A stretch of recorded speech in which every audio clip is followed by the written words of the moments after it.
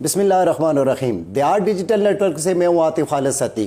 It's a great honour for us that today are great personality, business personality ہمارے ساتھ تشریف فرما ہے, جو کہ اپنی سکسس, وین اور اپنی ہارڈ ورکنگ کی وجہ سے لاکھوں پاکستانیوں کے لیے ایک آئیڈیل شخصیت کے طور پر جانی اور پہچانی جاتی ہیں. یہ اکانومی کے حوالے سے اپنا ایک کلیئر وین رکھتے ہیں اور ایک وینری شخصیت کے طور پر ان کی اپنی ایک مارکیٹ میں پہچان ہے. آپ جانتے ہیں ناظرین کہ ملک پاکستان میں ایسی چند ایک شخصیات ہیں, ایسے گنے چنے ہوئے لوگ ہیں جو کہ اکانومی کو سٹرینتھن کرنے کے لیے, معاشی استحکام کے لیے, حکومت کے لیے بھی معاون و مددگار ثابت ہوتے ہیں, اور ملک کی ڈیولپمنٹ کے لیے بھی یہ لوگ کردار ادا کرتے ہیں, اور معاشی ترقی کے لیے بھی یہ ایکٹیو رول پلے کر رہے ہوتے ہیں. انہی چند ایک اور گنی چنی شخصیات میں بھی ان کا شمار ہوتا ہے. تو میری مراد فارمر پریزیڈنٹ اسلام آباد chamber of commerce, president Islamabad developer association, اور اسلام آباد کے اور بلکہ پاکستان کے ایک بڑے مال سینٹورس مال کے چیف ایگزیکٹو آفیسر عذرائے کرم آج ہمارے ساتھ تشریف فرمائیں, جناب سردار یاسر الیاس خان صاحب. تو آئیے ان سے گفتگو کا سلسلہ شروع کرتے ہیں. السلام علیکم sir. Sir thank you very much. We know that you are very busy person but you spare time for us. I am very grateful sir. سب سے پہلے تو یہ فرمائیے گا کہ اس وقت ملک پاکستان میں سر معاشی عدم استحکام ہے اور کسی حد تک پولیٹیکل انسٹیبلٹی بھی دیکھنے میں آ رہی ہے. ایز اے بزنس مین اس ساری صورتحال کو سر آپ کس طرح دیکھتے ہیں؟ دیکھیں, اگر اس کو آج کے حساب سے دیکھیں تو اس کے پیچھے ایک تاریخ بھی قائم ہے, اور ہسٹوریکلی دیکھا جائے تو ہم نے جو اتنا قرضہ لے لیا ہے وہ قرضہ اس چیز کا ایک بہت بڑی ذمہ داری آئی تھنک اس کے اوپر جاتی ہے کہ ہم نے جو لون لیے ہیں اس کی جو انٹرسٹ ہے آج وہ کہاں جا چکی ہے. اور پاکستان کو میں سمجھ رہا ہوں کہ محتاج کیا گیا ہے, اپنی عوام کو ہم نے محروم کیا ہے, اور محروم کیا ہے اسی مد میں کہ ہم بجائے اس کے کہ اپنی اسٹرینتھ کو کیپٹلائز کرتے ہیں, اس کو پروموٹ کرتے ہیں, ہم بار بار نگیٹ کرتے رہیں کہ پاکستان کے پاس کچھ بھی نہیں ہے, ہم باہر سے جا کے مانگتے رہیں, امپورٹ ہم کرتے رہیں, بجائے اس کے کہ اپنی انڈسٹری کے اوپر ہم انویسٹ کریں, انڈسٹری کو ڈیولپ کریں. اگر پاکستان میں آپ سمجھیں کہ پچھلے 40 سال میں انڈسٹری کو ڈیولپ کیا جاتا تو آج پاکستان بہت مختلف پاکستان ہوتا. آپ کی جو ملک ہے اس کے علاوہ جو عوام ہے, جو شہر ہیں, وہ بالکل ہی ان کی ڈفرینٹ آؤٹ لک ہوتی, ڈفرینٹ قسم کی ڈیولپمنٹ ہوتی ہے, اور آج رہن سہن لوگوں کا بہت مختلف ہوتا ہے. ہم بھی آپ سمجھیں کہ اتنے کیپیبل ہیں جتنے ہمارے ہمسائے ملک ہیں, لیکن آپ اپنے ہمسائے ملکوں کو دیکھیں تو ہم سے کہیں آگے جا چکے ہیں, اور کئی سال آگے جا چکے ہیں. جو ڈیولپمنٹ وہاں پہ ہوئی ہے, جو ایکسپورٹس وہ کر رہے ہیں, جو ریزروز ان کے پاس موجود ہیں. آپ اپنے نیبر ملک کو اگر انڈیا کو دیکھ لیں تو ان کے پاس 500 بلین پلس کے ریزروز ہیں, تو ہم 6-7 بلین پہ رو رہے ہوتے ہیں کہ ہمارے پاس پیسہ نہیں ہے. پاکستان اوور آل ایک بہترین ملک ہے جس کے پاس ساری قابلیت ہے, ساری کیپیبلٹی ہے, ساری ریسورسز موجود ہیں, لیکن اگین میں نے کہا کہ ان کو پروموٹ نہیں کیا جاتا, نہ ایکسپلور کرتے ہیں, نہ ان کو انڈورس کرتے ہیں. ہم آپ دیکھیں کہ ابھی SIFC میں بھی یہ کہا گیا کہ ہمارے پاس بہت رچ کوانٹٹی ہے مائننگ کی, منرلس کی, IT کی بہت کیپیبلٹی ہے, ایگرو کی بہت کیپیبلٹی ہے. تو یہ بات آج کیوں کی جا رہی ہے؟ یہ کیا 30 سال 40 سال پہلے نہیں تھے؟ پہلے بھی تھے, لیکن انفارچونیٹلی کبھی اس پہ فوکس نہیں کیا گیا, جس کی وجہ سے یہ پاکستان آج یہاں پہ موجود ہے اس حالت میں. رائٹ. جس طرح سر آپ نے SIFC کا بھی ذکر کیا, اور بہت ساری انیشیٹو جو ہے وہ موجودہ دور میں لیے بھی جا رہے ہیں, آپ نے ان کی طرف بھی اشارہ کیا, لیکن ہم دیکھتے ہیں سر پالیسی ساز پالیسیاں بنا دیتے ہیں اور ہمیں فگرز بتائے جاتے ہیں, ہمیں یہ بھی کہا جاتا ہے کہ انویسٹمنٹ بھی آ رہی ہے, فارن انویسٹمنٹ بھی آ رہی ہے, اور الفاظ کے گورکھ دندے میں عوام کو الجھا دیا جاتا ہے. فگرز تو اوپر دکھائی دیے جاتے ہیں, لیکن پبلک کی جو صورتحال ہے سر وہ نہیں چینج ہو رہی, عوامی مسائل نہیں حل ہو رہے. یہ تضاد کیوں ہوتا ہے سر اس پہ؟ فگرز بھی جو دیے جا رہے ہیں اسے ہم نہیں ایگری کرتے. ایک تو آپ عام عوام کو بتا رہے ہیں, پھر ہم جیسے لوگوں کو بتا رہے ہیں جو اکانومی کا پلس سمجھ رہے ہیں, اور ہم دنیا دیکھ کے اور دنیا کے ساتھ کام کرتے ہیں, فارن کنسلٹنٹ کے ساتھ کام کرتے ہیں, گلوبلی گھومتے بھی ہیں, اور پالیسی میکرز کے ساتھ بھی ہمارا یہی ڈفرینس آف اوپینین ہوتا ہے. ہم کہتے ہیں کہ آپ خدا جا کے دنیا دیکھ کے آئیں کہ دنیا میں کیا ہو رہا ہے, اور ہم پہ پھر وہ پالیسیز امپلیمنٹ کریں جو انٹرنیشنلی کی جاتی ہیں. آپ پاکستان کے حساب سے, اپنی سوچ کے حساب سے پالیسیز نہ بنائیں. ابھی حال ہی ہمارے پرائم منسٹر نے ایک بیان دیا تھا کہ پاکستان میں اگلے 5 سال میں $60 بلین آئیں گے. میں یہ سمجھ رہا ہوں کہ پاکستان میں 1 سال میں $60 بلین آ سکتے ہیں. دیکھیں, اگر آپ قطر انویسٹمنٹ اتھارٹی کی بات کریں, قطر نے آدھے سے زیادہ لندن خرید چکے ہیں, وہ ہیڈ اسٹور نے خرید لیا, بہت انویسٹمنٹ ہے ان کے پاس. ان کی انویسٹمنٹ اتھارٹی کے پاس $400 بلین موجود ہوتے ہیں ایٹ اینی گیون ٹائم. وہ کہیں بھی جا کے کسی بھی میوچل فنڈ میں, کنسورشیم میں, کسی ریئل اسٹیٹ پروجیکٹ میں, انڈسٹری میں لگا سکتے ہیں. سملرلی جو آپ کی PIF ہے, public investment from Saudi Arabia, ان کے پاس تقریباً $600 بلین کے قریب فنڈس کیش اویلیبل ہوتی ہے, جو دی ڈسکریشن آف دی کنگ یا ڈسکریشن آف دی MBS, ان کی ڈسکریشن ہوتی ہے کہ جہاں پہ جا کے انویسٹ کرنا چاہیں, بہتر سمجھنے کو کر سکتے ہیں. پاکستان کے پاس ملٹیپل اپرچونیٹیز تھی پچھلے 3 سال میں کہ ہم سعودیز کو اٹریکٹ کرتے, قطریز کو اٹریکٹ کرتے, لیکن آج تک ہم اٹریکٹ نہیں کر سکے. ہم نے ان سے ریفائنری کی بات کی, لیکن ریفائنری ابھی تک لگی نہیں. ہوا میں پروجیکٹ اناؤنس کرنا اور آن گراؤنڈ امپلیمنٹیشن میں بہت فرق ہوتا ہے. میں سمجھ رہا ہوں کہ پاکستان کے پاس وہ ساری پاسبلٹی, ساری پوٹینشیل اویلیبل ہے.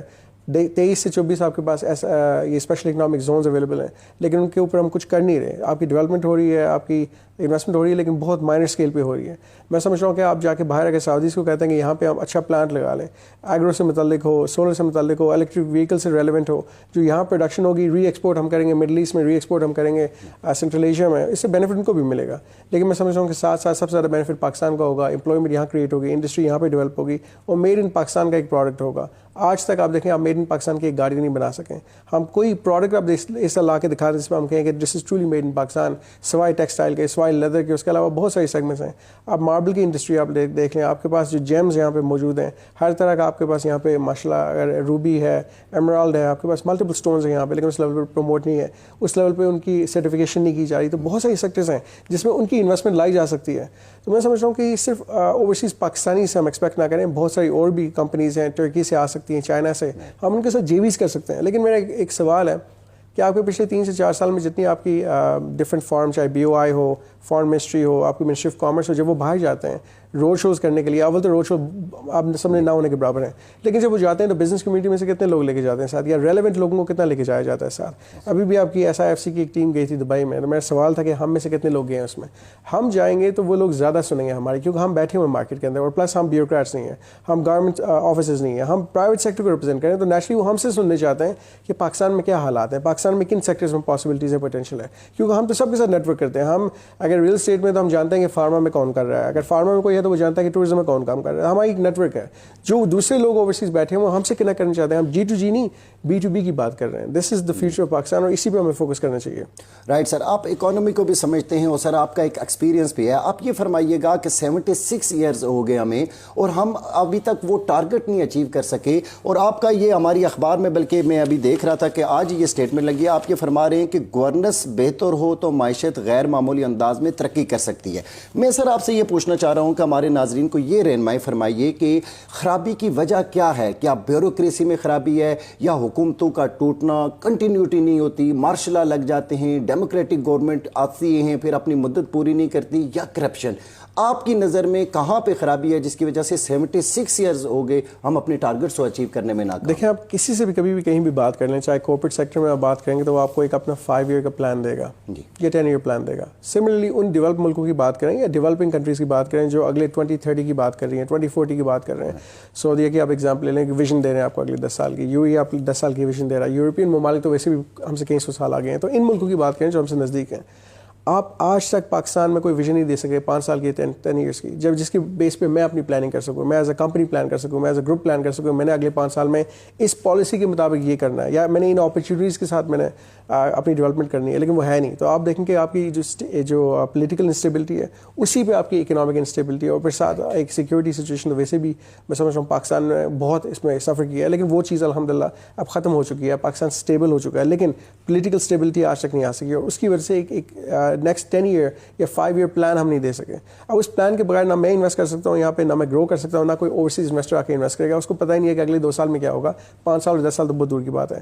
تو سب سے پہلے ہمیں ایک 5 ایئر پلان بنانا چاہیے, ایک 10 ایئر پلان بنانا چاہیے, روڈ میپ لا کے لوگوں کو دکھائیں کہ اگلے 5 سال تک یہ پالیسی ہماری ان پلیس ہے, کوئی چینج نہیں آئے گی. اٹ از ایریلیونٹ کہ کون سی گورنمنٹ ہے, policy should be applicable on everybody. کل یہ نہ ہو کہ یہ گورنمنٹ آ کے تنقید برائے تنقید کرے پریویس گورنمنٹ پہ, یہ کہیں نہیں کیا جاتا ہے. دیکھیں, ہم اگر ڈیولپ ملکوں کی بات کریں تو اس سے پوچھا, جارج بش سے پوچھا گیا تھا کہ آپ یہ بتائیں کہ ابھی اوباما آئے ہوئے ہیں, اوباما یہ کر رہے ہیں, وہ کر رہے ہیں, تو آپ بتائیں کہ کیا وہ صحیح کر رہے ہیں. اس نے کہا میں سمجھ رہا ہوں کہ یہ ملک کی نیشنل انٹرسٹ میں نہیں ہوگا کہ ایز اے سابقہ صدر میں موجودہ صدر کے بارے میں کچھ نیگیٹو کہوں. تو جو وہ کر رہے ہیں وہ اپنی کیپیسٹی میں جو ہوگا بہتر ہی کر رہے ہوں گے. دس از اے بیوٹیفل آنسر, جو میں ایکسپیکٹ کرتا ہوں کہ کوئی بھی گورننس ہو کسی بھی طرح کی, لوکل لیول پہ بات کریں, فیڈرل لیول پہ بات کریں, پروونشل لیول پہ بات کریں, ہمیں سپورٹ اور انڈورس کرنی چاہیے اپنے پریڈیسیسرز کو, اور سکسیسز کو آگے ہم انکریج کریں کہ آپ آ کے یہ کریں, اگر ہم نے یہ کیا تھا آپ اس کو کنٹینیو کریں یا لیگیسی کیا ہی فورورڈ کریں. تو کنسٹرکٹیو کرٹیسزم ہر جگہ جائز ہوتا ہے, لیکن نیگیٹیوٹی سے آپ اپنے ملک کا امپریشن کیا بنا رہے ہیں, اور اپنی عوام کے لیے کیا تاثر دے رہے ہیں کہ کیا ہم سب نیگیٹو لوگ ہیں, کیا ہم ملک میں ایک دوسرے کی لیگ پولنگ کرتے ہیں. تو یہ تاثر آپ کا پھر باہر بھی اپلائی کیا جاتا ہے, پھر بزنس کمیونٹی کے اندر بھی لوگ ایک دوسرے کی لیگ پولنگ کرتے ہیں, شہری آپ سمجھیں محلے داری بھی ختم ہو گیا ہے, وہ لوگ ایک دوسرے کی لیگ پولنگ کرتے ہیں, شکایت کرتے ہیں. تو پازیٹیوٹی کو کھینچتی ہے, نیگیٹیوٹی کو کھینچتی ہے. جہاں تک بات ہے ود ریگارڈس ٹو گورنمنٹ، میں سمجھتا ہوں کہ ہم ایک پیج پہ نہیں ہیں. گورنمنٹ اگر ایک پالیسی بنا بھی دیتی ہے اس کو کس حد تک کس ایکسٹینٹ تک امپلیمنٹ کیا جا رہا ہے یہ بہت بڑا سوال ہے. اب بی او آئی آپ سمجھیں کہ اس پچھلے 3 سال میں تو میں سمجھ رہا ہوں ایبسنٹ ہے. 3-4 سال میں نے کوئی ایسی چیز نہیں دیکھی جو بی او آئی نے امپلیمنٹ کروائی ہو یا پرو ایکٹیولی کی ہو بزنس کمیونٹی کے ساتھ مل کے.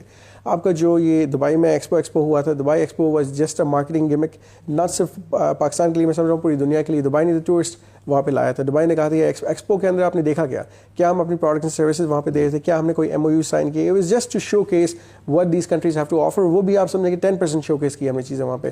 باقی ممالک نے بھی یہ کیا. وہ تو ایک ٹورزم کا گیمک تھا جو دبئی نے ایک انکیش کیا، کیونکہ کئی لاکھ لوگ دبئی میں آئے، پیسہ انہوں نے دبئی میں لگایا، انٹری فیس اس کو ملی. اس میں پاکستان کو کیا ملا یا باقی ممالک کو کیا ملا.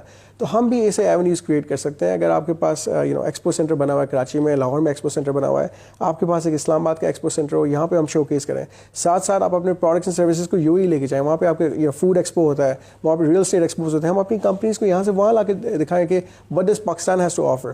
Pakistan has much more to offer than what people think. لوگوں کو نہیں پتا کہ سوائے ٹیکسٹائل کے، سوائے چاولوں کے، سوائے ان فروٹس کے علاوہ اور بہت کچھ ہم کر سکتے ہیں. ہم آئی ٹی کی بات کرتے ہیں، آئی ٹی کی کوئی ایکسپو ہم کروا کے دیکھیں کہ یہ پروڈکٹس اینڈ سروسز ہم دے رہے ہیں یہاں پہ، کتنا سافٹ ویئر ہم ڈیولپ کر رہے ہیں، کتنی ایپس ہم ڈیولپ کر رہے ہیں. سملرلی جو فارما کا سیکٹر ہے، فارما کا سیکٹر بہت ہی ان ایکسپینسو ہے. اگر ہم باقی ممالک سے کمپیئر کریں، ہم پوری افریقہ کی مارکیٹ کو کیپچر کر سکتے ہیں کیونکہ بلینس میں بزنس ہے وہاں پہ. لیکن انفارچونیٹلی ہم نہیں کر رہے. ہمیں کرنا چاہیے. ہم بہت سستے ہیں، ہیومن ریسورس ہماری سستی ہے. ساتھ ساتھ ہم ٹورزم کی بات کرتے ہیں. میں سمجھتا ہوں کہ اتنا بڑا چنک ہے یہ جی ڈی پی کا، جو ابھی فی الحال تو کنٹریبیوٹ نہیں کر رہا لیکن کر سکتا ہے. کم از کم سالانہ صرف ناردرن ریجن سے آپ 40 سے 50 بلین ڈالر کما سکتے ہیں اور جی ڈی پی کو کنٹریبیوشن اس کے ہوگی. لیکن انفارچونیٹلی ہم نہیں کر رہے. انفراسٹرکچر ان پلیس نہیں ہے. آپ کے پاس ٹورزم پالیسی نہیں ہے. آج تک ہم ٹورزم پالیسی نہیں دے سکے جس میں آپ سبسڈیز، آپ ریلیکسیشن دیں، کسٹم ڈیوٹیز کے اوپر ریلیکس کریں. میں یہاں پہ تھیم پارک بناؤں، ہم یہاں پہ نئے ہوٹلز لے کے آئیں.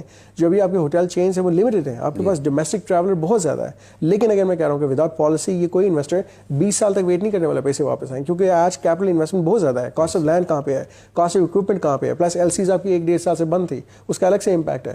یہ وہ مسائل ہیں جو کوئی سننے کو تیار ہو تو ان کو بتائیں کہ ہم بتا رہے ہیں آپ کو بینگ اسٹیک ہولڈرز کہ یہ پرابلم کے ساتھ سولوشن بھی آپ کو دیں گے. آپ سنیں تو صحیح. جی آپ نے مختلف سیکٹرز کے حوالے سے بات کی، آپ نے اکانومی کے حوالے سے پرمکس تجزیہ آپ دے رہے ہیں، آپ لوگ سٹیک ہولڈر ہیں، وی این بھی رکھتے ہیں. لیکن جب پالیسی میکرز کے ساتھ بزنس کمیونٹی بیٹھتی ہے اس کے بعد ہمیں سراپا احتجاج بزنس کمیونٹی بھی دکھائی دیتی ہے کہ پالیسیز بہتر نہیں بنائی جا رہی. تو آپ لوگ اپنی بات سمجھانے میں ناکام رہتے ہیں یا بیوروکریسی آپ کی بات سمجھنا نہیں چاہ رہی؟ یہ کہاں پہ فقدان ہے؟ لیکن بیوروکریسی جو آپ کی ہے وہ ایک پیج پہ نہیں ہے. اب کسی بھی ادارے میں جائیں، چاہے وہ سی ڈی اے ہو، آر ڈی اے ہو، ایل ڈی ہو، کے ڈی ہو، سب سے پہلا سوال وہ یہ پوچھیں گے کہ سر اگر ہم نے کر دیا تو نیب کو کون جواب دے گا. ایک تاثر یہ دیا جاتا ہے کہ نیب ہر بندے کے پیچھے پڑا ہوا، حالانکہ ایسا حقیقتاً ہے نہیں. یا ایف آئی اے پوچھ لے گا. آپ مجھ سے مجھے یہ بتائیں کہ جہاں پہ اگر آپ کوئی بھی چیز بائی دا بک کر رہے ہیں، ایگریمنٹ کے مطابق کر رہے ہیں، بائی لاس کے مطابق کر رہے ہیں، ایک جائز چیز کر رہے ہیں، تو کیوں کوئی آپ سے پوچھے گا؟ آپ نے کوئی غلط کام کیا تو آپ سے کوئی پوچھ سکتا ہے. لیکن جائز کام کے لیے بھی آج یہ تاثر دیا جاتا ہے کہ خدا نہ خواستہ ہم نے کر لیا تو کل ہم سے نیب نہ پوچھ لے یا کل کوئی جج نہ پوچھ لے. جب تک آپ کے سارے اسٹیک ہولڈرز ایک پیج پہ نہیں آتے اور یہ نہیں کہتے کہ ہم پہلے پاکستان کی بات کرتے ہیں، پاکستانیت کی بات کرتے ہیں، پاکستان کے پروجیکٹس کی بات کرتے ہیں، ہماری یہ پروجیکٹس پہلے پرائیورٹی ہیں. یہ پروجیکٹس ڈیولپ ہوں گے، ڈیلیور ہوں گے، تب بھی آپ کے پاس اوورسیز انویسٹمنٹ آئے گی. جب تک یہ ڈیلیور نہیں ہوتے، یہ کمپلیٹ نہیں ہوتے، کوئی بھی آ کے کہے گا یہ نہیں کمپلیٹ ہو سکا، اس کو کمپلیشن نہیں مل سکی، اس کو فیسیلیٹیٹ نہیں کیا جا رہا، تو باہر سے کون آئے گا؟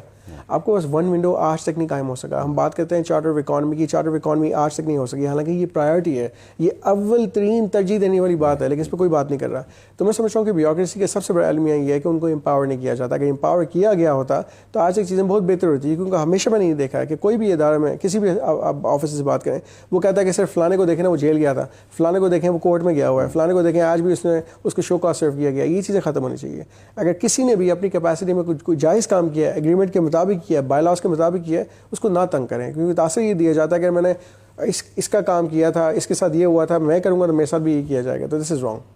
Right sir. اچھا آپ نے مختلف پروجیکٹ کی کمپلیشن کے حوالے سے کہ ٹائم لیمٹ کے اندر پروجیکٹ کو کمپلیٹ ہونا چاہیے، تھوڑا سا ہماری یہ بھی رہنمائی فرمائی کہ یہاں پہ جب بھی کوئی پروجیکٹ شروع کیا جاتا ہے تو ایک سے زیادہ ادارے اس کو دیکھ رہے ہیں. بورڈ آف انویسٹمنٹ بھی دیکھ رہا ہوتا ہے، ایف بی آر بھی اپنا بیچ میں کام کر رہا ہوتا ہے، ڈسٹرکٹ گورنمنٹس بھی اور پروونشل پھر سینٹر گورنمنٹ بھی دیکھ رہی ہو جاتی. آپ کی نظر میں یا آپ کیا رہنمائی فرمائیں گے کہ آئیڈیل ترین سچویشن کیا ہو سکتی ہے کہ لوگوں کو، بزنس کمیونٹی کو ون ونڈو جیسی سہولیات میسر آ سکیں، اور ساتھ ہی ساتھ فوجی سپہ سالار نے بھی کچھ انیشیٹیوز لیے ہیں، ان کو آپ کیسے دیکھتے ہیں؟ دیکھیں اس میں جو SIFC کا مینڈیٹ ہے اس میں فوکس کیا جا رہا ہے ایگرو کے اوپر, IT کے اوپر, اور ساتھ ساتھ مائننگ منرل پہ.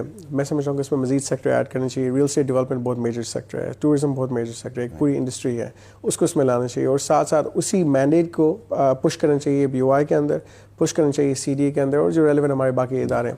اس کی ریزن یہ ہے کہ جب آپ ان اداروں کے پاس آ جاتے ہیں تو وہ کہیں گے SIFC جو بھی کر رہا ہے ہمیں اس کے بارے میں پتہ نہیں ہے, یا SIFC جو کرنے چاہتا ہے ہمارے پاس وہ ابھی تک اس کی فریم ورک نہیں آیا ہوا. اور فریم ورک آئے گا تو امپلیمنٹ کیسے کیا جائے گا, یہ ڈسکنیکٹ ہے.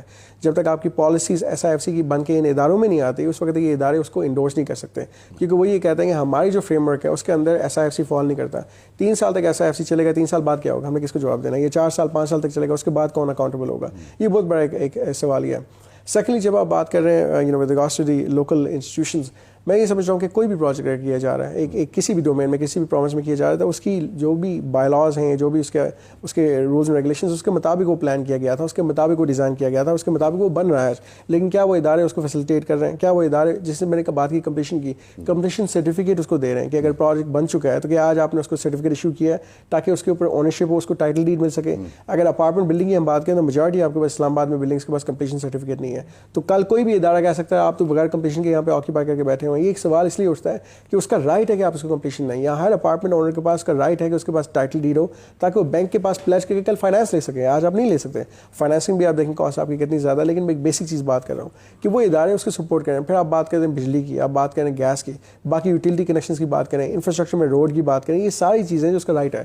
باہر ممالک کے اندر جب کوئی پروجیکٹ ان اسکیل کا پروجیکٹ اس اسکیل کا ڈیزائن کیا جاتا ہے تو جو گورنمنٹ کی باڈیز ہوتی ہیں وہ اس کو فیسیلیٹیٹ کرنے کے لیے وہاں پہنچ جاتی ہیں. ہم ان کی منتیں کرتے ہیں, ہم ان کے پاس جاتے ہیں, وہ آپ کے پاس آئیں, آ کے بتائیں کہ آپ بتائیں کہ یہ روڈ آپ کو کہاں سے ڈائیورٹ کرنی ہے, ہم آپ کے لیے ڈائیورٹ کریں گے. یہ بتائیں کہ آپ کو بجلی کا کنیکشن کہاں پہ چاہیے, تو ہم پہلے سوال یہ پوچھتے ہیں کہ پروجیکٹ ڈیزائن کرنے سے پہلے پتہ کریں کہ ٹرانسفارمر کون لگا کے دے گا.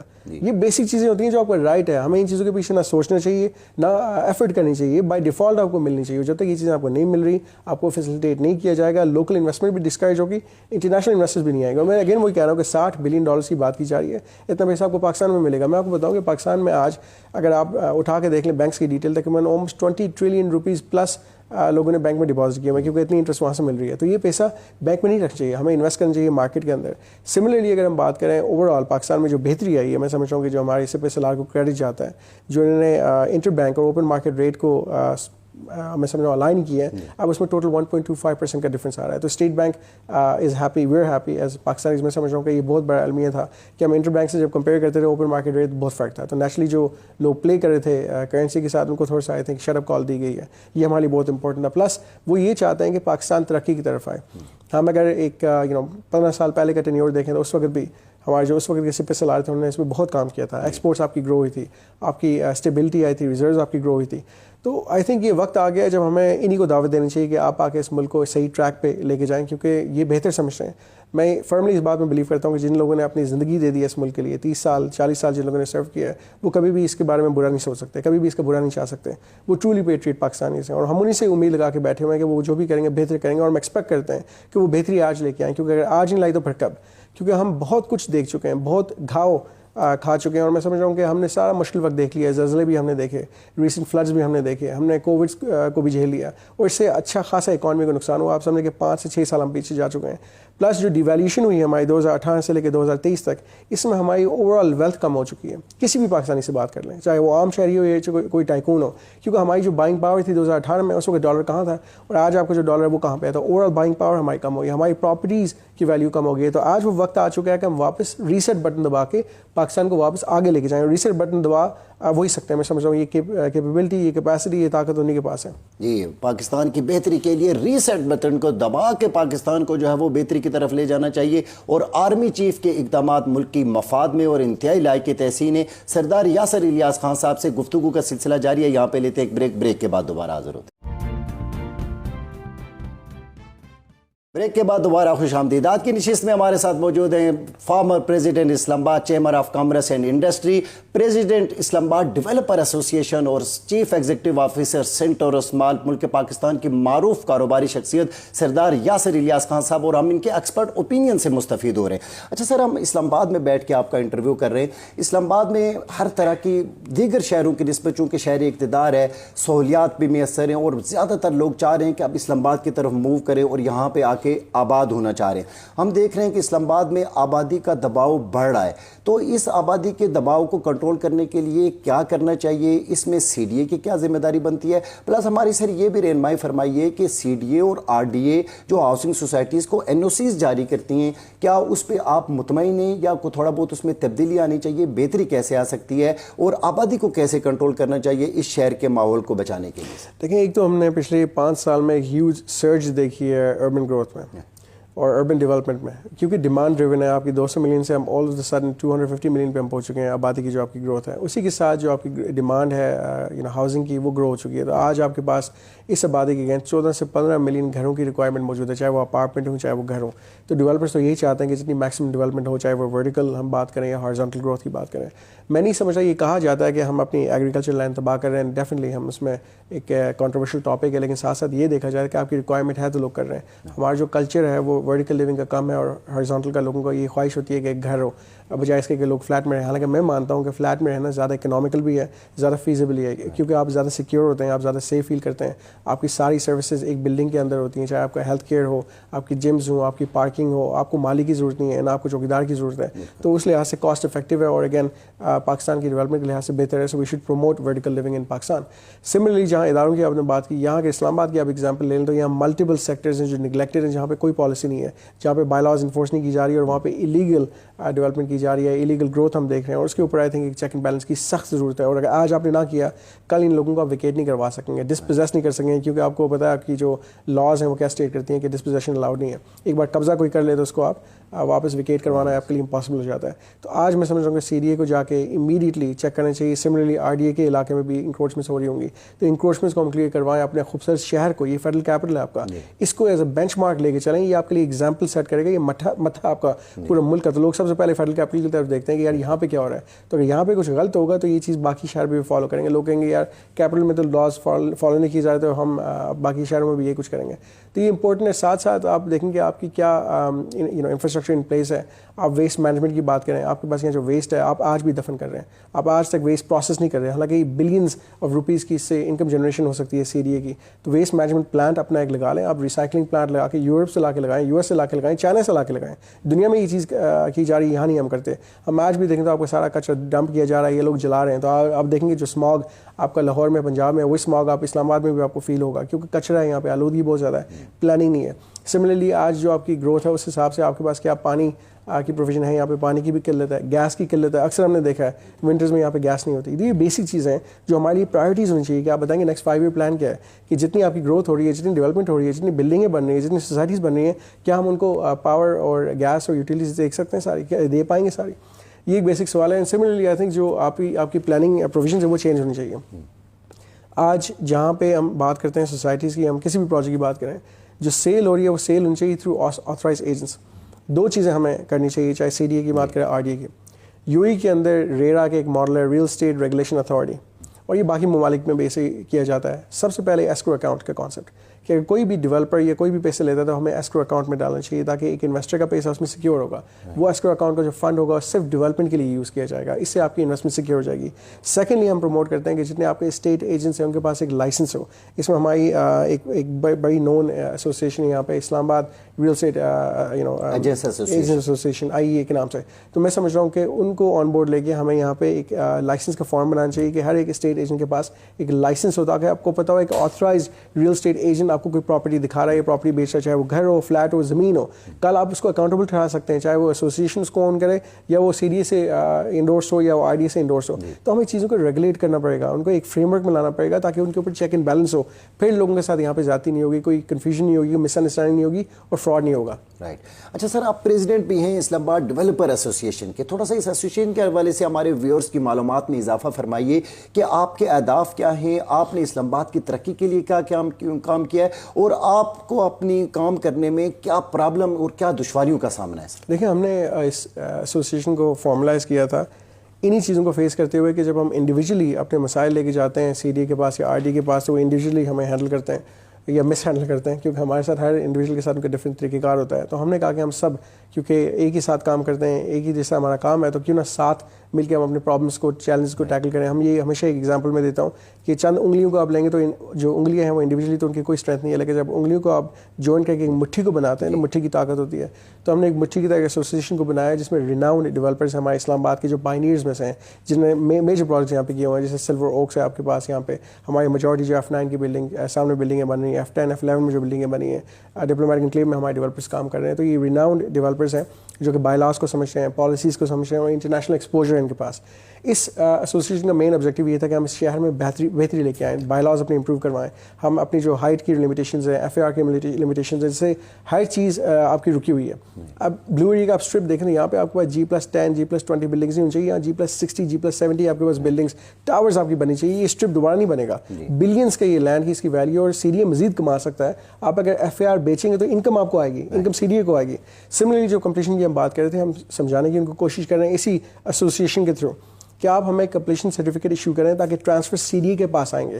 جتنے بھی ٹرانسفرز ہو رہے ہیں, چاہے وہ گھروں کے ہوں گے, فلیٹس کے ہوں گے, زمین کے ہوں گے, وہ CDA کے پاس جانا چاہیے. اس سے CDA کو انکم آئے گی. ہم یہ بھی ان کو بتا رہے ہیں کہ جتنے آپ کے پاس یہاں پہ پارکنگ ہے اس کو آپ چارج کریں. آپ کے پاس پورے فیڈرل کیپٹل کے اندر جو پارکنگ ہے آپ اس کو چارج نہیں کر رہے, اس سے آپ کا ایڈیشنل ریونیو آئے گا. دنیا جہان میں پارکنگ فری نہیں ہوتی, یہ فیڈرل کیپٹل ہے آپ کا. ساتھ ساتھ آپ ایون انٹریز پہ ٹول لگا لیں, چاہے پنڈی سے گاڑیاں آ رہی ہیں, چاہے پنجاب سے گاڑیاں آ رہی ہیں, آپ کے پاس ٹول ہو, اس سے آپ کو انکم آئے گی. ہم یہ ان کو بتا رہے ہیں کہ ہم پراپرٹی ٹیکس دیتے ہیں, لیکن پراپرٹی ٹیکس کے اگینسٹ بینیفٹ ہمیں کیا مل رہا ہے. دیکھیں جو ایک ایشو ہے ہمارا ڈیولپرس کا, وہ ہے بائی لاز کے ساتھ. اگر بائی لاز امپروو کی جائیں گی تو ہم بہت بہتر پروجیکٹ بنا سکتے ہیں. آلریڈی ہمارے پروجیکٹ بہت اچھے ہیں with regards to fire fighting, with regards to back up power ہم یہاں پہ دے رہے ہیں. ہم یہاں پہ فیسلٹی مینجمنٹ کی سروسز ہم دے رہے ہیں. بلڈنگ بناتے نہیں ہیں, ہم بلڈنگ کو مینیج بھی کرتے ہیں. تو اس لحاظ سے اگر دیکھا جائے تو ہمارا لانگ ٹرم یہاں پہ ایک پلان ہے, لانگ ٹرم افیلیشن ہے. ہم 10-20 سال کے سوچ کے ساتھ یہاں پہ آ رہے ہیں, لیکن جو پرابلمس ہیں ہمارے سب کے ایک ہی ہیں. جب ہم CDA کے پاس جاتے ہیں, چاہے ٹرانسفرس کے لیے جائیں, اپروولس کے لیے جائیں, ڈیزائن اپروولس کے لیے جائیں, تو ہم سب خوار ہوتے ہیں. ہم سب کو انکنوینئنسز, ڈیلیز, ہرڈلس فیس کرنے پڑتے ہیں. تو ہم مل کے یہ بات کریں. اور ایک بہت بیسک میں آپ کو بات بتاؤں, ریسنٹلی ہم نے یہ ایشو ٹیک اپ کیا ہے CDA کے ساتھ, اور CDA نے کمٹ کیا کہ بورڈ میں لے کے جائیں گے. پورے فیڈرل کیپٹل کے اندر آپ کے پاس کوئی ایسا فائر سنوکل نہیں ہے جو 200 فٹ سے اوپر جا سکے. ابھی حال ہی ریسنٹلی آپ نے دیکھا تھا کہ سینٹورس میں آگ لگی تھی, جو سنوکل یہاں پہ آیا تھا اس کی ٹوٹل ہائٹ 200 فٹ تھی.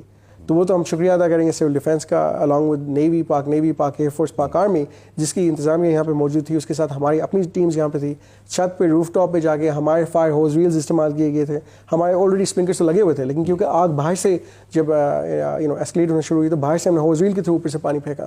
اب آپ کے پاس یہاں پہ فائر بلڈنگس آپ کی بنی ہوئی ہے 500 فٹ پہ, سنوکل آپ کو 200 فٹ پہ. یہ بیسک ایک گیپ ہے. تو ہم ان کو کنونس ہم نے ان کو فائنلی کیا لابنگ کے تھرو, آلموسٹ 2 سال سے ہم لگے ہوئے تھے ان کے پیچھے. اب ان کو ہم نے کنونس کیا کہ CDA فیڈرل کیپٹل کی رسپانسبلٹی, CDA ایک فائر سنوکل ایکوائر کرے, اس میں کچھ پارشل فنڈنگ ہم دیں گے, پارشل فنڈنگ CDA دے گا, تاکہ ایک سنوکل آپ کے پاس ہو. ایٹ ون ٹائم خدا نہ خاصا کہ 2 بلڈنگ کو آگ لگے گی, پھر کیا کریں گے؟ کم از کم 2 سنوکلز ہونے چاہیے. لیکن ان کا ایشو یہ ہے ان کے پاس فنڈز نہیں ہے. تو ہم نے ان کو کہا کہ ہم فنڈز کنٹریبیوٹ کریں گے, پارشلی آپ کنٹریبیوٹ کریں. تو ہم ایک فائر سنوکل انشاءاللہ اسلام آباد کے لیے لیں گے, تاکہ جتنی بلڈنگیں یہاں بن چکی ہیں وہ تو محفوظ کیے جائیں. پھر ہم بات کرتے ہیں ہوٹل ریگولیشنس کی. اگین ہوٹل کی بائی لاز ہم چاہتے ہیں یہاں پہ بنے, تاکہ جو ہوٹلس بن رہے ہیں state of the art hotels ہوں, جن کے اوپر ہیلی پیڈز ہوں, جن کی بینکوٹ سروسز ہوں. ہر بینکوٹ آپ کا گراؤنڈ فلور پہ نہیں ہو سکتا یا فرسٹ فلور پہ نہیں ہو سکتا, کچھ شاید لو گراؤنڈ میں ہوں. تو ہمارے بہت ساری کنسٹرینٹس ہیں یہاں پہ, پالیسیز کے لحاظ سے, بائی لاز کے لحاظ سے.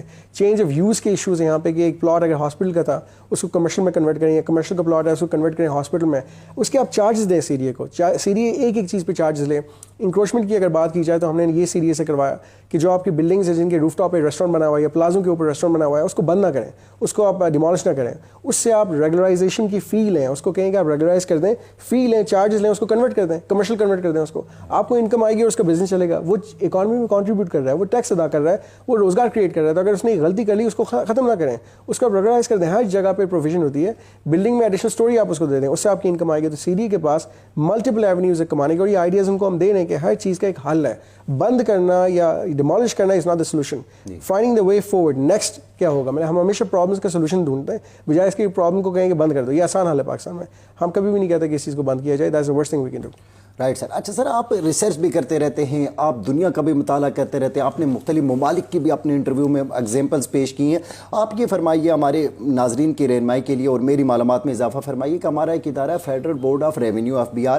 یہ ایک ایسا ادارہ ہے کہ جس پہ گورنمنٹ بھی اور پبلک بھی دونوں ہی سیٹسفائی نہیں ہو رہے ہوتے, اور کوئی بھی ٹیکس کلیکٹر جب کسی آدمی کے پاس جاتا ہے وہ سمجھتا ہے کہ کوئی تھانے دار آ گیا, وہ اس سے ڈرنا شروع ہو جاتا ہے. یہ ٹیکس رجحان پاکستان میں کیوں نہیں ہے؟ لوگوں کے ٹیکس بھی بڑا ضروری ہوتا ہے, لوگ ٹیکس کی طرف کیوں نہیں آتے؟ ٹیکسز کی طرف لوگوں کو کیسے لایا جا سکتا ہے کہ جو ہے وہ ٹیکس کلیکشن اس ملک میں زیادہ ہو سکے؟ اس بارے میں تھوڑا سا ہماری رہنمائی فرمائیے. یہ ایک المیہ پاکستان کے ساتھ. میں سمجھ رہا ہوں کہ ہمارا آج بھی اگر tax G D P ratio دیکھیں 9% کے قریب ہوگا. اگر ہم عوام کو کانفیڈنس میں لیں, ایک ٹرسٹ ڈیفیسٹ ہے, بہت بڑا ٹرسٹ ڈیفیسٹ ہے, اور اوپر سے سسٹم ہمارا بہت ہی کمپلیکیٹڈ ہے. ہمارے پاس کچھ 70 قسمیں ٹیکسز کی پاکستان میں, اور ساتھ ساتھ جو وی باک سسٹم ہے, اگر عام شہری سے آپ پوچھیں گے, مجھ سے پوچھیں گے, میں کہوں گا وی باک میں فائل نہیں کروں گا, میں کسی کنسلٹنٹ کو لوں گا, کہوں گا یار میری ٹیکس فائل کر دیں. اتنا کمپلیکیٹڈ نظام ہمارا. تو تعلیم ایک حد تک آپ کو ہیلپ کر سکتی ہے, لیکن اس کے بعد جہاں تک ٹیکنیکل اسکل ہے, یہ جہاں پہ یہ بیسک مسائل ہیں. آپ اگر US کے سسٹم دیکھیں, وہاں پہ IRS ہے. IRS اتنا انفلوئنشل ماڈل ہے کہ آپ جا کے کہیں بھی اکاؤنٹ میں کھول دیں دنیا میں, جہاں مرضی آپ چل جائیں, آپ سے یہ ڈسکلیمر سائن کروائیں گے بینک والے کہ آپ یہ بتائیں کہ آپ US کے شہری تو نہیں. اتنا ان کا انفلوئنس ہے. اور IRS کا پروسیس سمپل ہے. ان کا ایک عام بندہ, ایک عام فارم, وہاں پہ آپ کسی ہاؤس ہولڈ میں کسی کو بھی کہیں گے, ایک عام خاتون کو کہہ دیں گے وہ IRS کا فارم فل کر سکتی ہے. تو ہم اپنا نظام سب سے پہلے سمپلیفائڈ کریں اور لوگوں کو بتائیں کہ اس کے بینیفٹس کیا ہیں, اور بینیفٹس دے بھی رہے ہیں یا نہیں دے رہے. آپ یہ دیکھیں کہ جو آپ کی ٹیکس ایڈجسٹمنٹ ہوتی ہے, وہ ایڈوانس ٹیکس ایڈجسٹمنٹ, وہ بھی لوگوں کی نہیں ہوتی, وہ منتیں کر کے اپنی ایڈجسٹمنٹ کرواتے ہیں. انڈسٹری کی بات کر رہا ہوں. سملرلی جو آپ کے یہ جو آن ایوریج جتنی ڈیولپرز ہیں یہاں پہ, یا جتنے آپ کے بلڈرز ہیں, ان کے اوپر مزید ٹیکس لاگو کیا جا رہا ہے. جتنی ہم ریٹیل کی بات کر رہے ہیں اس پہ مزید ٹیکس لگانے کی کوشش کر رہے ہیں جو ٹیکس پیئرز ہیں. میرا سوال یہ ہے کہ کیا ہم نے ٹیکس نیٹ کو انہینس کرنے کی کوشش کی ہے؟ آج اگر نیٹ دیکھیں 2-3% لوگ ٹیکس دے رہے ہیں پورے ملک کے اندر, پوری آبادی آپ کی ایک طرف, اور صرف 3% لوگ اس ملک کو چلا رہے ہیں. کیا یہ جائز ہے؟ کیا یہ انصاف ہے؟ اور انہی کو آپ کہتے ہیں کہ آپ مزید ٹیکس دیں. تو آپ ریئل اسٹیٹ سیکٹر دیکھیں, پوری انڈسٹری جس کے اوپر 60 الائڈ سیکٹر چل رہے ہیں, آپ نے اس کے اوپر لگا دیا ٹیکس. آپ نے اس کی جو یہ کیپٹل گین ٹیکس آپ نے اس پہ انکریز کر دیا. آپ نے جو نان فائلرز ہیں, یہ شاید دنیا میں پہلا ملک جہاں پہ آپ کہہ رہے ہیں کہ نان فائلرز کی کیٹیگری ہے. آپ نان فائلر کو فائلر بنائیں, بجائے اس کے آپ کہیں گے نان فائلر کی کیٹیگری ہے. پھر جن لوگوں کے اوورسیز ایسٹ ہیں, جن کو آپ نے کہا تھا کہ آپ ڈکلیئر کریں اپنے ایسٹ, آپ نے ڈکلیئر کروائے, پھر اس پہ آپ نے CVT لگا دیا, کیپٹل ویلیو ٹیکس لگا دیا. اگر ایک انسان نے باہر ایک پراپرٹی لی ہے, باہر سے فنڈڈ تھی, باہر اس کی انکم نہیں آ رہی, اس نے اپنے لیے لی ہوئی ہے, آپ اس پہ ٹیکس کیسے لگا سکتے ہیں؟ اس کی پرسنل پراپرٹی ہے, آپ نے لگا دیا ٹیکس, اس کو کہہ دیا کہ اگر آپ نے ٹیکس نہیں ادا کیا تو آپ کے اکاؤنٹ فریز کیے جائیں گے. یہ زیادتی ہے, یہ مینیپولیشن ہے. اور میں سمجھ چاہوں گا اس خوف کی بنیاد پہ یہ ہراسمنٹ ہے. اس کی خوف کی بنیاد پہ لوگ ٹیکس نیٹ میں نہیں آتے. اور ساتھ میں ایک شکوہ کروں گا کہ ہم نے ملٹیپل جگہوں پہ یہ چیز ہائی لائٹ کی کہ ٹیکس جو دے رہے ہیں ان کو کارڈ دیں, چاہے وہ ایک ہائیسٹ ٹیکس پیئر ہے, لوئسٹ ٹیکس پیئر ہے, یا مڈل انکم. آپ ڈفرنٹ ٹیئرز بنا دیں. جو ہائیسٹ ہے ان کو پلیٹینم دے دیں, جو اس کے بعد مڈل میں ہے ان کو گولڈ دے دیں, نارمل کو سلور دے دیں. ان کو بینیفٹس دیں کہ اگر پلیٹینم والا ہے جو اتنا کنٹریبیوٹ کر رہا ہے, کروڑوں کا یا اربوں کا وہ ٹیکس دے رہا ہے, اس کو ایئرپورٹ پہ جا کے اس کو فاسٹ ٹریک کا کوئی کاؤنٹر ہو, اس کو نادرا میں جائے تو اس کو فاسٹ ٹریک کا کاؤنٹر ہو, اس کے پاسپورٹ بنانے کے لیے فاسٹ ٹریک ہو, اس کے ایمبیسی میں جب کاؤنسلرز میں جاتا ہے ویزز کے لیے, کسی کی جگہ پہ جاتا ہے, لوگوں کو پتا ہو کہ یہ پلیٹینم ٹیکس پیئر ہے, کنٹریبیوٹ کر رہا ہے بائی ڈیفالٹ. مطلب ہم جب جا کے کسی ویزا کے لیے اپلائی کرتے ہیں, ہمیں ویسے ٹریٹ کیا جاتا ہے جیسے کسی مزدور کو ٹریٹ کر رہے ہیں. یہ کہاں کا انصاف ہے؟ اگر آپ ایک شہری ہیں, ایک سیوک سوسائٹی کا ایک پارٹ ہے جو کنٹریبیوٹ کر رہی ہے اکانومی میں, پتہ تو چلے کہ ہماری کوئی کنٹریبیوشن ہے. ہم اگر کامرس میں جائیں, FBR میں جائیں, ہمیں ٹریٹ کریں تاکہ ہمیں اگر کنٹریبیوشن میں کوئی بینیفٹ ملے گا تو دوسرے بھی کہیں گے ٹھیک ہے یار, ان لوگوں کو اگر یہ اسٹیٹس مل رہا ہے تو ہمیں بھی دیا جائے گا. باہر ممالک کے اندر جو لوگ اتنا ٹیکس پے کرتے ہیں, میں آپ کو ایگزامپل دیتا ہوں US کی, وہاں پہ جو میئر ہوتا ہے وہ آپ کو آ کے ملتا ہے کہ سر آپ اتنا کنٹریبیوٹ کریں, بتائیں how can we facilitate you, ہم آپ کے لیے کیسے ایکسپیرینس امپروو کر سکتے ہیں. UAE کے اندر یہ کیا جا رہا ہے. UAE کے اندر اٹ از ایریلیونٹ کہ آپ انڈیا سے ہیں, بنگلہ دیش سے ہیں, رشیا سے ہیں, یوکرین سے, اگر وہاں کنٹریبیوٹ کر رہے ہیں, آپ لینڈ ڈپارٹمنٹ میں جائیں, آپ کسی بھی ادارے میں جائیں, وہ آپ کو شیخ کی طرح ٹریٹ کرتے ہیں, کیونکہ آپ کے لیے وہ آپ کے لیے اس لیے امپورٹنٹ ہے کیونکہ آپ اس کی اکانومی چلا رہے ہیں اس ملک کی. ان کو پتا ہے کہ آپ روزگار کریٹ کر رہے ہیں, آپ وہی پیسے کہیں اور بھی لگا سکتے تھے. تو ہم اگر پاکستان میں بزنس کریں تو اسے بزنس نہیں کریں, ہم یہاں پہ جہاد کر رہے ہیں. تو اس جہاد کو کوئی ہمیں بینیفٹ تو دینا. آپ ہمیں کہیں کہ یار we appreciate your trust, we appreciate your contribution, اور ہم شکریہ ادا کرتے ہیں اور مزید آپ کو انکریج کرتے ہیں کہ آپ آگے بھی انویسٹ کریں اس ملک کے اندر. تو آئی تھنک FBR کے لیے ہمیں ریفارمز لانے چاہیے. ہمیں across the board fiscal reforms کی ضرورت ہے, اور میں سمجھتا ہوں کہ ریسٹرکچرنگ کی ضرورت ہے سارے اداروں کے. ساتھ ساتھ ایک بہت بڑا المیہ فسکل جو ڈیفیسٹ کی بات کریں, وہ کئی سالوں بعد اس سال تھوڑا سا امپروو ہمارا ہوا ہے. آئی تھنک اگر اپریل مئی اور مارچ اپریل مئی کی اگر بات کریں, فرسٹ 9 months کی بات کریں, تو now it's touching about 4.5% of GDP, almost 3,900 billion rupees کی ہم بات کریں, جو کہ لاسٹ ایئر سے کم ہے.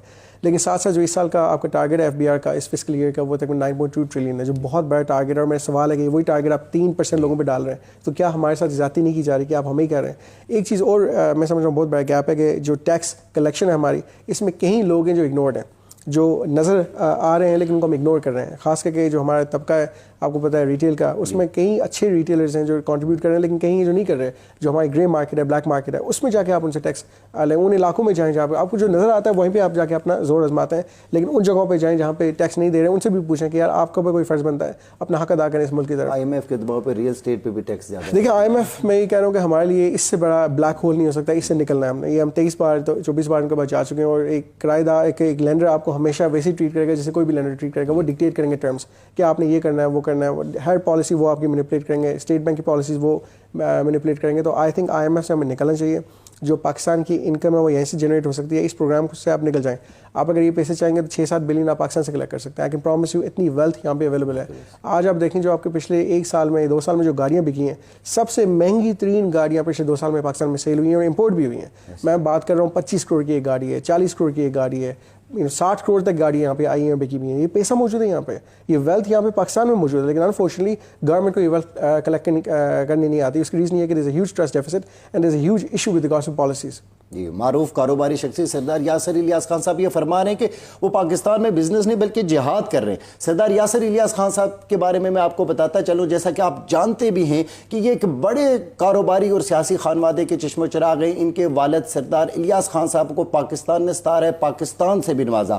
پاکستان میں زلزلہ آ جائے, کوئی بھی قدرتی آفت آ جائے, یہ فیملی جو ہے وہ اپنا کنٹریبیوشن کرتی ہے اور مدد کرتی ہے پاکستان کی, تاکہ جب بھی پاکستان کو ضرورت پڑی تو ریمیٹنسز کے حوالے سے بھی یہ فیملی جو ہے وہ ہمیشہ پاکستان کی سپورٹ کرتی ہے. اس وقت کئی ہزار لوگ جو ہے وہ ان کی وساطت سے بیرون ملک برسر روزگار ہیں. تو میں سردار یاسر الیاس خان صاحب سے یہ پوچھنا چاہوں گا کہ اتنے بڑے خانوادے کے چشم و چراغ, اتنی وراثت میں کاروبار, سب کچھ, تو ایسے لوگوں کو جو ہے وہ تعلیم حاصل کرنے کی کوئی ضرورت نہیں کیونکہ بنا بنایا بزنس مل جاتا ہے. لیکن پھر بھی سردار یاسر الیاس خان صاحب نے فارن کنٹریز سے اعلیٰ تعلیم حاصل کی. اس کے پیچھے کیا سیکرٹ تھا, یہ میں کوشچن ان سے کرتا ہوں. سر, آپ ماشاءاللہ ہائیلی کوالیفائڈ ہیں, آپ نے اپنا ٹائم لگا کے اپنی تعلیم کو پریارٹی دی. سب سے پہلے آپ نے اپنی ایجوکیشن کمپلیٹ کی, اس کے بعد آپ نے بزنس سیکھا, پھر آپ اس فیلڈ میں آئے.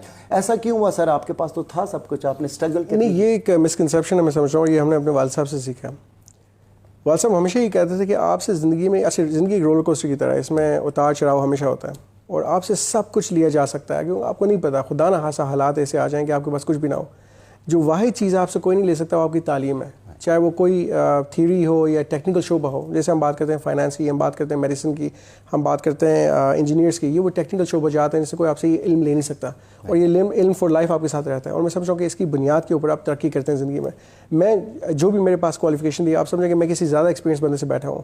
میرے پاس ایک بندہ ہے جس کے پاس 20 سال کا ایکسپیرینس ہے, میرے پاس 10 سال کا ایکسپیرینس ہوگا. میں اس کو یہ تو نہیں کہہ سکتا کہ میرا ایکسپیرینس زیادہ ہے, لیکن میری علم میری سپورٹ کر سکتی ہے کہ میں نے یہ اپنے لیے سے ہارورڈ بزنس ریویو میں یا فلانے آرٹیکل میں یا فلانے کورس میں یہ چیز سیکھی تھی. کیونکہ جب آپ کورسز آپ کرتے ہیں, فار ایگزامپل میرا MBA UK میں تھا, اور MBA میں ہم نے ملٹیپل بزنس سینیریوز کو ایویلیوٹ کیا تھا. ہمارے گروپس اسائن کیے جاتے تھے, اس میں ہم کیس اسٹڈیز ڈسکس کرتے تھے, ان کی سولوشنز ہم دیتے تھے, پرابلمس ہمیں پروفیسرز پیش کرتے تھے اور کہتے تھے آپ اس کی سولوشن دیں. اب وہ ڈسکس کیا, اس کو ایویلیوٹ کیا, تو ہم نے سیکھا اس سے.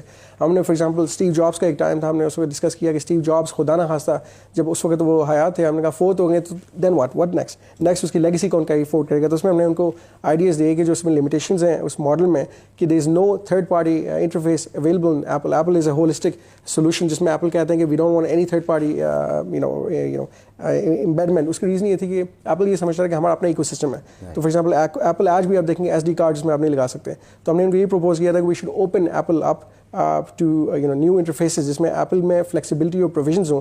اب آپ دیکھیں گے سیمسنگ کی جو سیلز ہے, میں سمجھتا ہوں کہ سرپاس کر رہی ہیں ایپل کو, کیونکہ ایپل کی جو لمیٹیشن ہے وہ اس کی گروتھ میں لمیٹیشن آ چکی ہے. تو ایک حد تک آپ وہ ماڈل اپلائی کر سکتے ہیں. You have to evolve, without evolution you can not grow. پھر ہم اور بزنس کو ڈسکس کریں, جیسے بنگلور کے اندر انفوسس ایک ہیوج IT جائنٹ ہے, تو ہم یہ ڈسکس کرتے ہیں کہ ایسی کمپنیز پاکستان میں کیوں نہیں آ سکتی, بنگلہ دیش میں کیوں نہیں آ سکتی. بلکہ we were looking at all the scenarios. مگر پاکستان میں آ کے وہ چیزیں آپ گلوبلی سیکھتے ہیں, ان کو امپلیمنٹ کر سکتے ہیں. سو آئی تھنک علم بیسک ہے. You have to learn about the world, learn about world economies, learn about tried and tested models. ہر ملک کے ڈائنامکس ڈفرینٹ ہوتے ہیں, لیکن over all business process same ہوتے ہیں. جو the way the companies operate, the company structures are more or less the same. تو میں سمجھتا ہوں کہ علم بنیاد ہے, اور علم کے بغیر آپ زندگی میں کبھی سکسیزفل نہیں ہو سکتے. وہ ایکسیپشنل ماڈلز ہیں. جب آپ بات کرتے ہیں مارک زکربرگ کی بات کر لیں یا کچھ اور لوگ کی رچرڈ برانسن کی بات کر لیں, few people in life جو کالج ڈراپ آؤٹس ہیں, جو سکسیزفل ہیں, لیکن ہر بندہ ایسا نہیں ہو سکتا. آج کا دور بہت ڈفرینٹ ہے. آج کا بہت کمپیٹیٹیو دور ہے, اور اس دور میں میں سمجھتا ہوں کہ علم کے بغیر سکسیزفل ہونا بہت مشکل ہے، کیونکہ ہر انسان کے پاس علم ہے. سو whoever has more knowledge is usually more powerful, whoever is more informed is usually better off in life. جی سردار یاسر الیاس خان صاحب کہہ رہے ہیں کہ موجودہ دور بہت ہی کمپٹیشن ہے اس میں، اور علم جتنا زیادہ ہوگا انسان اتنا ہی کامیاب ہوگا. آج آپ ان کے ایکسپرٹ اوپینین سے مستفید ہو رہے تھے. آپ سب کا بہت بہت شکریہ.